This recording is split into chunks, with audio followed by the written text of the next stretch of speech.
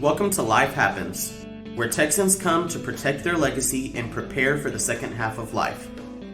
Join your host, attorney Kim Hegwood with Hegwood Law Group, and our weekly guest as we navigate the challenges that emerge as life happens.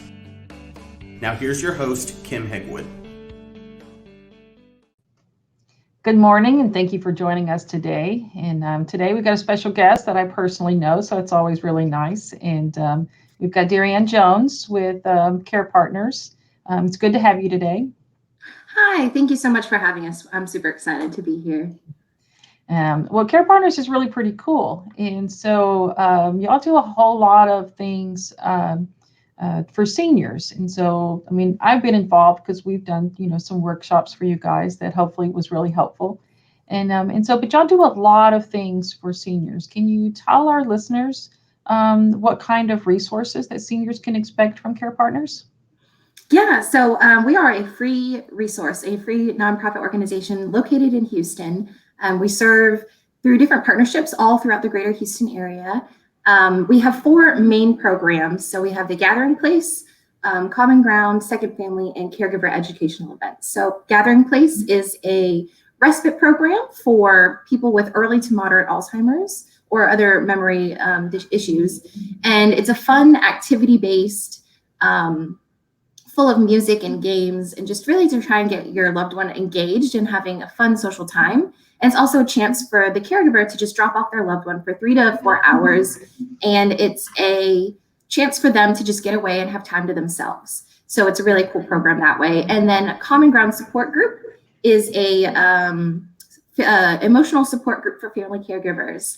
And so we have that. Right now we're doing it twice a week, and it's open to all different family caregivers just to come and get some of that emotional support and just trying to connect with others who are going through similar situations. And then Second Family is a program for homebound individuals. So if you're having challenges of aging or just anything like that, you're homebound, we create a group of volunteers that will become kind of like your second family. And so they come in and help you with all different sorts of things, from groceries to household chores to just becoming like that second family. And so it's just another one of those really relational based programs. And so it's a really great one. And then the last one is the Caregiver Educational Events. So we have conferences and workshops all throughout Houston normally. So right now things are a little bit different, but normally we're hosting caregiver education events, either single session workshops or full day conferences all throughout Houston. And that's just to really connect people with different resources. And again, just put that education right in their hands. That's perfect. And so that's even more things than I was familiar with. So let's go back to the first one. So the first one was the Gathering Place, correct? Yes, correct. So because of the circumstances that are going on right now, are y'all able to have in-person type events? Or if not, what are you doing to help clients in that particular program? Yeah, so right now, I think it was March 16th was when we officially canceled all of our in-person events. And then we recently made the decision to suspend all of our in-person programming through the end of the year. So we're one of our main goals right now, especially, is to just make sure that our clients and volunteers and everyone involved in our program is safe and doing their part to help stop the spread of this disease, this virus. So we made that hard decision to suspend all of the in-person programming, but our staff and our amazing volunteers have done such a great job coming up with these creative solutions, and we're still being able to provide all of these programs. So right now we're doing a lot of things virtually, including the Gathering Place. So right now we're calling it Gathering at Your Place, and it's on Zoom. And so we're trying to get all of the different elements of the gathering, where it's the games, crafts, music, entertainment, and even a lot of the entertainers are people, familiar faces that you see at the Gathering Place. They'll come on and be our guests. And it's a 45 segment every Thursday. You can log on to Zoom, and all the information is on our website for all of that. And it's just a really fun time to just see some familiar faces and just sing and dance, and we do some exercises too. So it's a really fun time. So the second program was? Common Ground. Common Ground.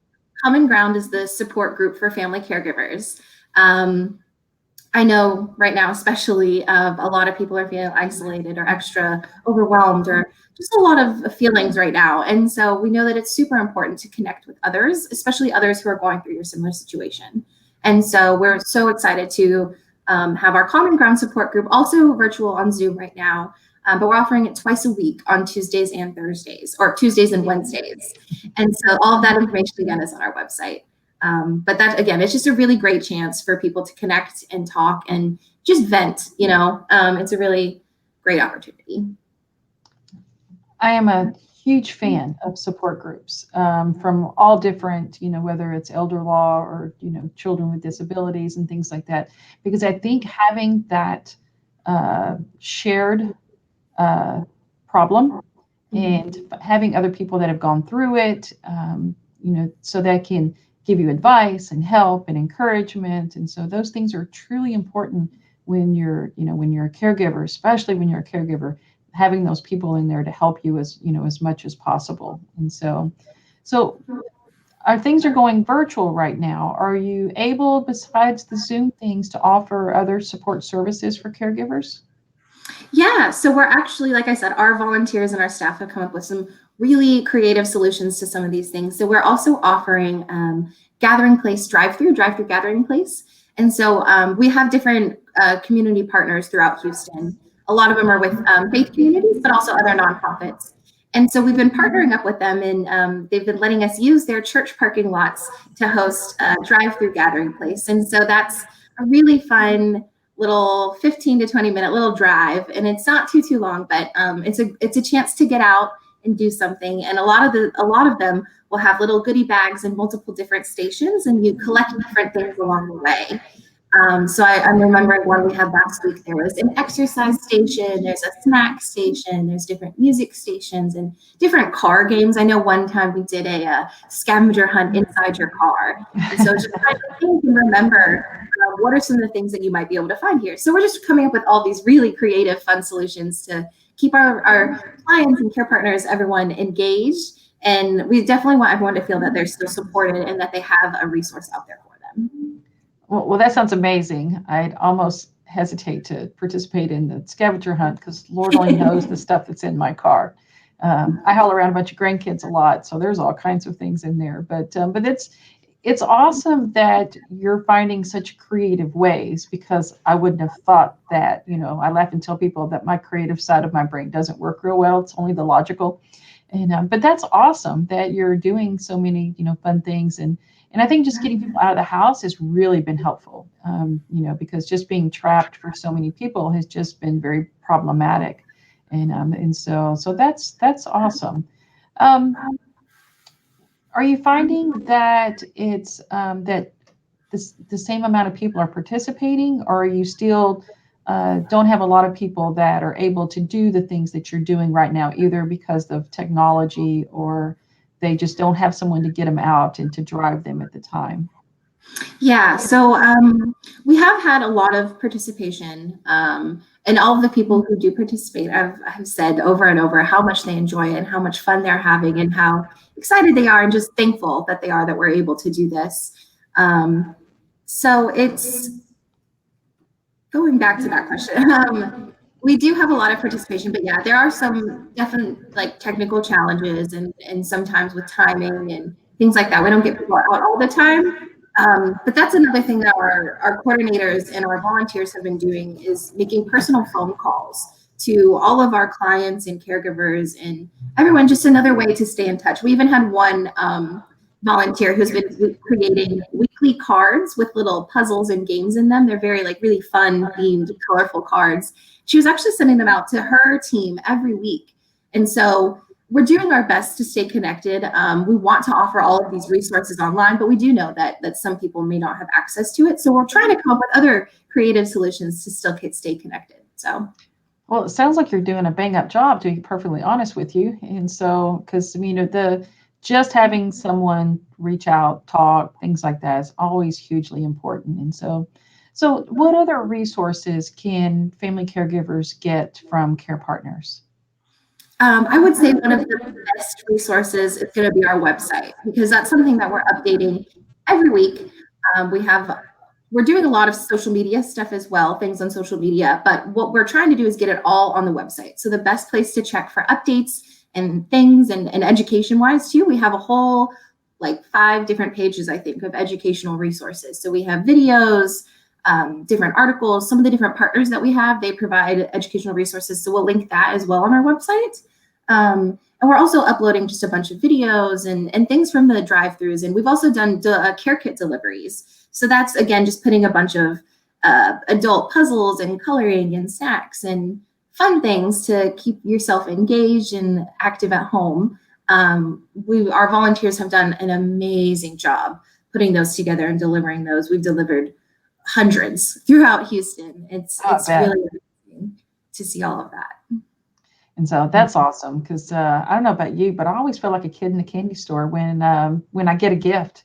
And so when something comes in the door and I'm like, did I order something? Oh, somebody sent me a gift. And so that's always nice. Just, for me, I find it's the little things that mean the most. And so I appreciate your volunteers and the people that are, working so hard to take care of caregivers. Taking care of caregivers is one of my passions.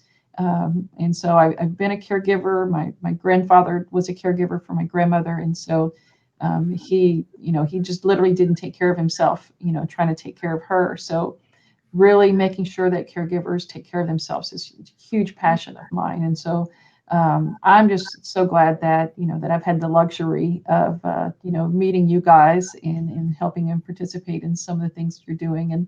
And I have been at some of the events where the people that were there were just having the time of their lives. And so they were just having fun and, just doing things that, being silly and dancing and, just playing games and things that just keeps them active, and it makes them feel good. And everybody needs to be doing things that are, keeping them active and making them feel good. And so that's really hugely important. And so a lot of our volunteers say that the Gathering Place is a once a month per location program. And so they say, a lot of the volunteers like to say, we have a party once a month, and we just try to come out and celebrate all of these really wonderful people that we get to serve. So, and I did want to mention a lot of, really all of the things that we're able to do. It's completely thanks to our amazing volunteers. They're the ones who put all of these things together, and we help organize all of it, but they're the ones who go out and help do all of this. And without them, we really wouldn't be able to do any of this. So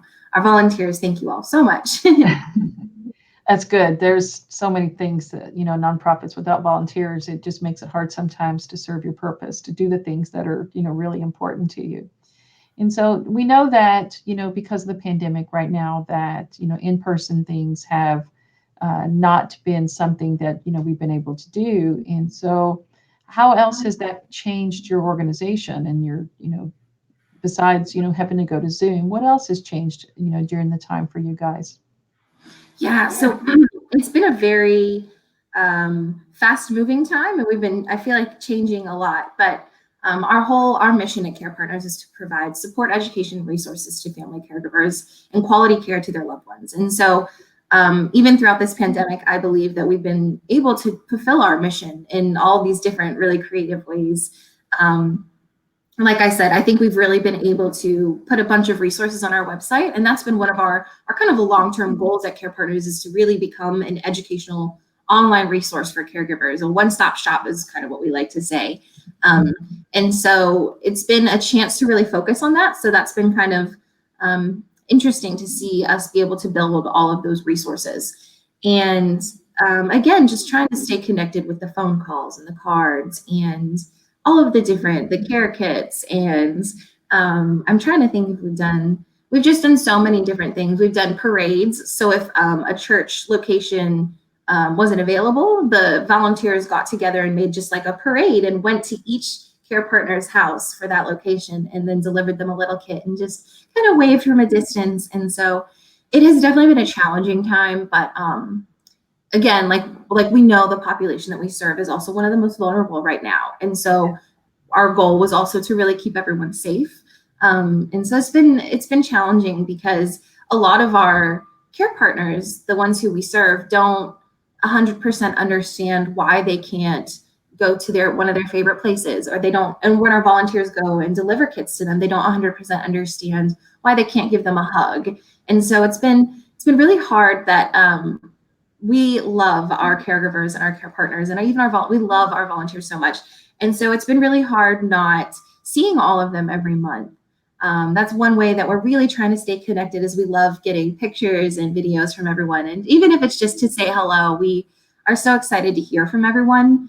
And like you said, caring for the caregiver is also like pretty much one of our main goals at CarePartners. And so we're really just trying to make sure that they're still feeling supported, because it's a really isolating time right now. And so we want to make sure that they know that there is support out there for them, and we want to be that support. And so we're really excited when people reach out to us, give us a call.